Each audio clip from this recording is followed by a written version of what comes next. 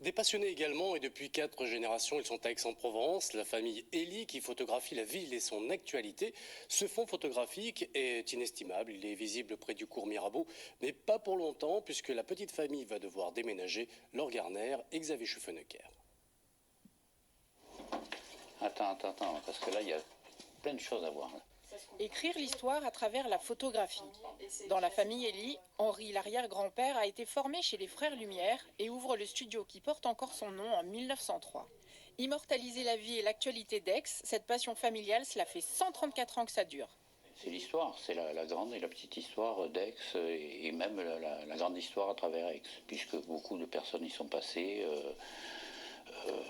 Churchill, De Gaulle.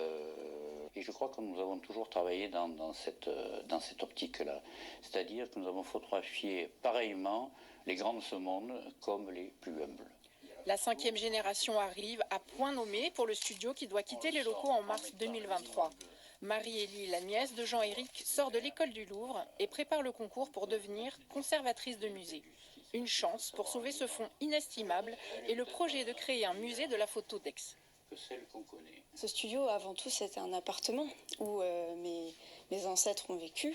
Donc c'est quand même un endroit chargé non seulement de l'histoire de la photo d'Aix, mais aussi de ma famille, tout simplement.